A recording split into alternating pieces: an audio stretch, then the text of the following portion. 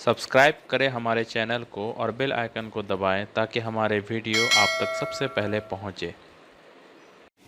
Hello students, पिछला video तुम लोगों को कितना बेनिफिट हुआ अपना कमेंट उसको देना तुम लोग। आज एक और चीज बहुत इम्पोर्टेंट, इसको हम लोग सीखेंगे। किसी भी एटम में या फिर आयन में इलेक्ट्रॉन, प्रोटॉन, न्यूट्रॉन कैसे पता करेंगे कि उसमें इलेक्ट्रॉन कितना है, प्रोटॉन कितना है और न्यूट्रॉन कितना है। उसके लिए यहाँ देखो, याद रखना एलिमेंट तो समझते ही होंगे। Carbon, hydrogen, nitrogen, iron, silver, ये सब एलिमेंट है जिसका लिस्ट तुम पीरियोडिक टेबल में देखते होगे। वो सब एलिमेंट है। तो जितने भी एलिमेंट हैं वो छोटे छोटे पार्टिकल्स से बने हैं जो कहलाते हैं एटम, और हिंदी में परमाणु। कार्बन किससे बना है तो एटम से, सोडियम किससे बना है तो एटम से, पोटासियम किससे बना है एटम से। जितने भी एलिमेंट है, चाहे वो सॉलिड हो, लिक्विड हो या गैस हो, वो किससे बने हैं एटम से। और एटम बना हुआ है इलेक्ट्रॉन, प्रोटॉन और न्यूट्रॉन से। ये सब पढ़े होंगे तुम लोग। ई को इलेक्ट्रॉन पढ़ना है, पी को प्रोटॉन और एन को न्यूट्रॉन। एटम जो होता है वो स्फेरिकल है, गोलाकार। उसके सेंटर को हम कहते हैं न्यूक्लियस या केंद्रक, जिसमें रहता है प्रोटॉन और न्यूट्रॉन, जबकि इलेक्ट्रॉन न्यूक्लियस के चारों तरफ घूमता है। ये बात याद रखना, इलेक्ट्रॉन पर निगेटिव चार्ज है, ऋण आयन, माइनस चार्ज। प्रोटॉन में पॉजिटिव चार्ज है और न्यूट्रॉन में कोई चार्ज नहीं है। तो अब कभी भूल जाओ, अक्सर स्टूडेंट भूल जाता है, तो याद रखना P से पॉजिटिव होता है और P से प्रोटॉन भी। तो प्रोटॉन में पॉजिटिव हो गया। N से न्यूट्रॉन भी होता है और N से नो, माने नहीं, तो एक इलेक्ट्रॉन है उस पर माइनस होगा। ऐसे याद भी रख सकते हो। याद रखना एटम न्यूट्रल है, उदासीन है। एटम पर कोई चार्ज नहीं रहता। क्यों? क्योंकि इसका कारण है एटम में जितने प्रोटॉन हैं उतने ही इलेक्ट्रॉन है। प्रोटॉन में है पॉजिटिव चार्ज, इलेक्ट्रॉन में है निगेटिव चार्ज। तो जब पॉजिटिव और निगेटिव बराबर होगा तो एटम पर कोई चार्ज नहीं होगा। एटम क्या होगा? न्यूट्रल होगा, या कहो उदासीन होगा। ये सारी चीजें हम लोग जानते हैं। अब इसको किसी भी एटम में या आयन में इलेक्ट्रॉन, प्रोटॉन, न्यूट्रॉन कैसे निकालेंगे, इसके लिए तुमको याद रखना है दो चीज। एक याद रखना है एटॉमिक नंबर। एटॉमिक नंबर जिसको हिंदी में कहते हैं परमाणु संख्या। जितने भी एलिमेंट है, सारे एलिमेंट का एक एटॉमिक नंबर है। एटॉमिक नंबर जिसको हम लोग जेड से दर्शाते हैं। एटॉमिक नंबर क्या है ये याद रखना। तो एटॉमिक नंबर का डेफिनेशन है कि it is the number of proton. It is the number of proton. Proton की संख्या है ये, नंबर ऑफ प्रोटॉन। मतलब एटॉमिक नंबर जेड होता है P के बराबर। P मतलब प्रोटॉन। कार्बन का एटॉमिक नंबर 6 क्यों है? क्योंकि उसके एटम में 6 प्रोटॉन है। सोडियम का 11 क्यों है? क्योंकि उसके एटम में 11 प्रोटॉन है। तो जिस एटम में जितने प्रोटॉन है उसी की गिनती उसका एटॉमिक नंबर है। एक और टर्म याद रखना है मास नंबर। मास नंबर जिसको हम हिंदी में कहते हैं द्रव्यमान संख्या। मास नंबर को हम लोग A से दर्शाते हैं। और मास नंबर क्या है? ये होता है प्रोटॉन और न्यूट्रॉन का जोड़, मास नंबर। जैसे उदाहरण के तौर पर सोडियम में, सोडियम के अंदर प्रोटॉन है 11 और न्यूट्रॉन है 12। तो ये जो प्रोटॉन की गिनती है 11, ये इसका एटॉमिक नंबर है। और प्रोटॉन न्यूट्रॉन दोनों को जोड़ेंगे 11 और 12 23 हो गया। दोनों का जोड़ कहलाएगा मास नंबर।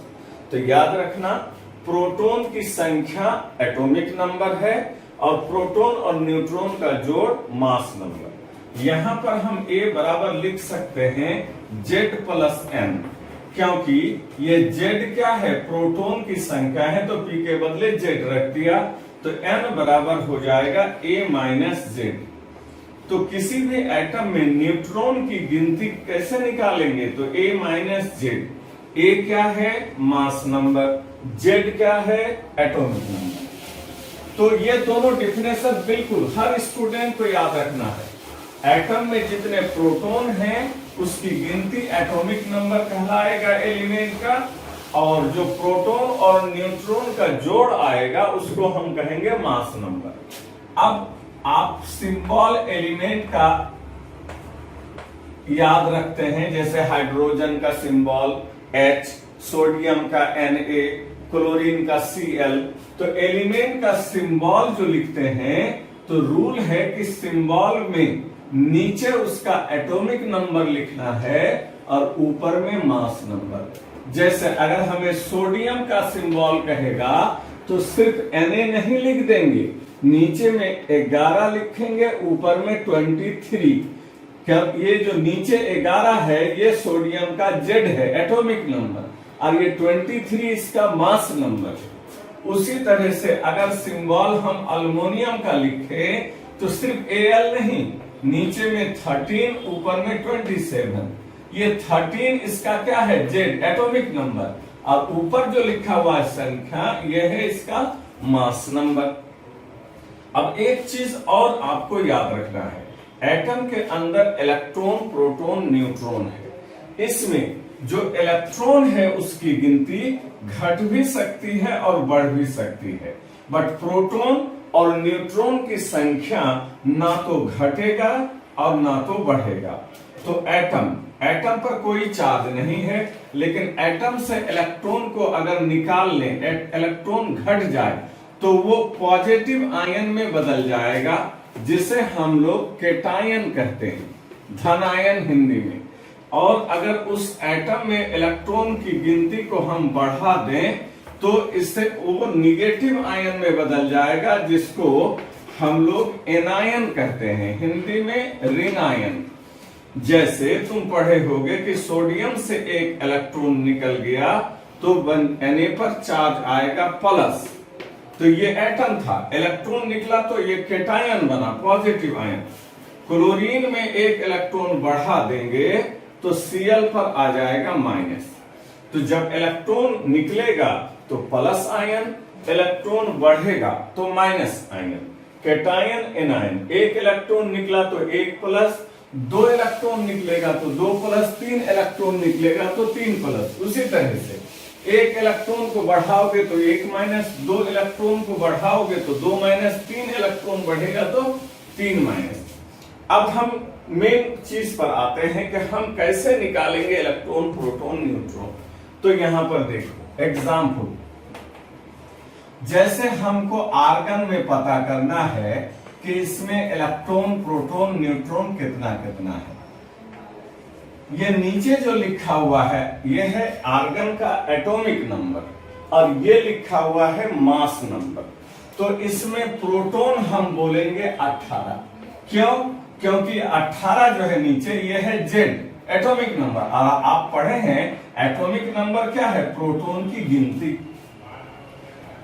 अब यहां प्रोटॉन निकल गया, नीचे लिखा हुआ था जो संख्या है ये प्रोटॉन है, तो प्रोटॉन 18 है तो इलेक्ट्रॉन भी 18 ही होगा, क्योंकि हम क्या बताए हैं, एटम में जितने प्रोटॉन होते हैं उतने ही इलेक्ट्रॉन भी। जब प्रोटॉन 18 है तो इलेक्ट्रॉन भी 18। और न्यूट्रॉन होगा A माइनस जेड। अभी अभी फार्मूला पढ़ा आपने, A ऊपर लिखा हुआ है कितना है 40, और नीचे है Z माने 18, तो 40 में से 18 गया तो 22। मतलब आर्गन में प्रोटॉन 18 है, इलेक्ट्रॉन 18 है, न्यूट्रॉन 22 है। उसी तरह से अगर हमको निकालना है इलेक्ट्रॉन, प्रोटॉन, न्यूट्रॉन फास्फोरस में, ये है प्रोटॉन कितना, तो 15 नीचे लिखा हुआ है, ये एटॉमिक नंबर प्रोटॉन है। जब प्रोटॉन 15 है तो इलेक्ट्रॉन भी 15 होगा, और न्यूट्रॉन होगा A माइनस जेड, ए है ऊपर में 31 और नीचे है जेड 15, कितना होगा 16। अब आइए एक और केस लेते हैं, जैसे अल्मोनियम, इस पर 3 प्लस लिखा हुआ है, नीचे है 13 और ऊपर 27। ये 13 है इसका एटॉमिक नंबर और ये मास नंबर, तो प्रोटॉन कितना, तो 13 ये नीचे, इलेक्ट्रॉन कितना, तो 10। अब आप देखो, जब प्रोटॉन 13 है तो इलेक्ट्रॉन भी 13 होना चाहिए, लेकिन चूंकि इसमें 3 प्लस लिखा हुआ है और प्लस का मतलब इलेक्ट्रॉन निकल गया है, तो 3 प्लस मैंने 3 को निकला, तो 13 ना लिख के 3 को घटा देंगे तो कितना होगा, 10 ही होगा। और न्यूट्रॉन वही होगा A माइनस जेड, ए है ऊपर में 27, नीचे है जेड 13, तो कितना हो जाएगा 14। एक और एग्जाम्पल लेते हैं, जैसे हमको Cl माइनस में, ये Cl माइनस लिखा हुआ है, नीचे 17 ऊपर में 35, तो प्रोटॉन कितना, तो नीचे देखो 17, इलेक्ट्रॉन कितना 18। जब प्रोटॉन 17 है तो इलेक्ट्रॉन भी 17 होना चाहिए, लेकिन 18 क्यों, क्योंकि इसमें एक माइनस लिखा हुआ है, माइनस माने बढ़ गया, एक माइनस है इसलिए एक ही बढ़ा है, 17 ना लिखे एक बढ़ा दिए 18। और न्यूट्रॉन कितना, तो A माइनस जेड, ए है ऊपर में 35 बटे जेड नीचे, तो ये हो गया 18। इस तरह से एटम हो चाहे आयन हो, पॉजिटिव आयन हो या नेगेटिव आयन हो, तुम किसी में भी इलेक्ट्रॉन, प्रोटॉन, न्यूट्रॉन को निकाल सकते हो। इसके निकालने से तुम्हें बेनिफिट क्या होगा कि 3 इंपॉर्टेंट डिफिनेशन तुमको याद रहेगा, जो बहुत जरूरी है, क्योंकि क्वेश्चन में उसका यूज बहुत ज्यादा है। हम ये 3 इंपॉर्टेंट वर्ड है, एक है आइसोटोप, आइसोटोप जिसको समस्थानिक कहा जाता है हिंदी में, दूसरा है आइसोबार जिसको संभारिक कहते हैं, और तीसरा टर्म है आइसोटोन। तो हम कैसे पहचानेंगे आइसोटोप, आइसोबार और आइसोटोन, तो इसके लिए याद रखना, जब इक्वल होगा, बराबर होगा, क्या बराबर होगा, जब Z बराबर होगा मतलब एटॉमिक नंबर, तो हम उसे आइसोटोप कहेंगे। जब A बराबर होगा मतलब मास नंबर, तो समझ जाना आइसोबार कहलाएगा, और जब न्यूट्रॉन बराबर होगा तो आइसोटोन। खाली बराबर क्या होगा यही याद नहीं रखना है, तुमको ये भी याद रखना है कि अलग क्या होगा। तो आइसोटोप में क्या बराबर है, तो Z माने एटॉमिक नंबर, तो अलग क्या होगा A और N, मास नंबर भी अलग होगा, न्यूट्रॉन भी। आइसोबार में A बराबर है मास नंबर, तो अलग क्या होगा Z और N, और आइसोटोन में न्यूट्रॉन बराबर है तो अलग क्या होगा Z और A।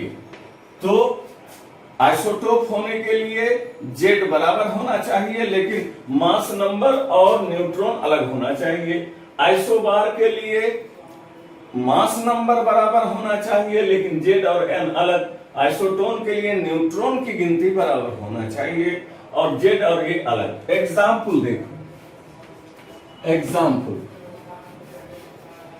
जैसे हाइड्रोजन और ड्यूटेरियम, ये दोनों आइसोटोप है, क्योंकि दोनों का Z नीचे लिखा हुआ बराबर है, लेकिन मास नंबर अलग है ऊपर। देखो तो हाइड्रोजन ड्यूटेरियम दोनों एक दूसरे का आइसोटोप कहलाएगा। उसी तरह यहां देखो, यह है आर्गन 1840 और यह है कैल्शियम 2040। ये देखो इन दोनों का मास नंबर बराबर है, ऊपर में है मास नंबर A ऊपर, तो आर्गन कैल्शियम का आइसोटोप नहीं है, आर्गन कैल्शियम का आइसोबार है। उसी तरह यहां देखो पोटासियम 19 39 और कैल्शियम 20 और 40। इन दोनों में देखो एटॉमिक नंबर भी अलग है, मास नंबर भी अलग है, लेकिन न्यूट्रॉन निकालो तो A माइनस Z, तो 39 में से 19 घटाओगे तो 20। न्यूट्रॉन कैसे निकाला जाता है, A माइनस Z तो 20, और इसमें भी 40 में से 20 घटाओ 20। मतलब दोनों में न्यूट्रॉन बराबर है, इसलिए पोटासियम कैल्शियम का क्या है, आइसोबार है। तो तुमको आसानी के लिए याद रखना है, आइसोटोप में Z बराबर होगा, आइसोबार में A बराबर होगा, आइसोटोन में N बराबर होगा। जब Z बराबर होगा तो AN अलग, A बराबर होगा तो ZN अलग, N बराबर होगा तो ZA अलग। तो अगर तुम ZAN जान याद रखोगे तो ये तीनों डिफिनेशन याद रहेगा और ढेर सारे क्वेश्चन में इसका इस्तेमाल होगा। आई होप तुमने आइसोटोप, आइसोबार, आइसोटोन पहचानना सीख गया और इलेक्ट्रॉन, प्रोटॉन, न्यूट्रॉन कैसे निकालेंगे ये भी सीखे हैं हम लोग। कोई भी दिक्कत है, प्रॉब्लम है तो तुम हमको कमेंट बॉक्स में दे सकते हो और तुम्हारे कमेंट का हमको इंतजार रहेगा और फिर नेक्स्ट वीडियो में हम एक और नई चीज लेकर आएंगे। Thank you.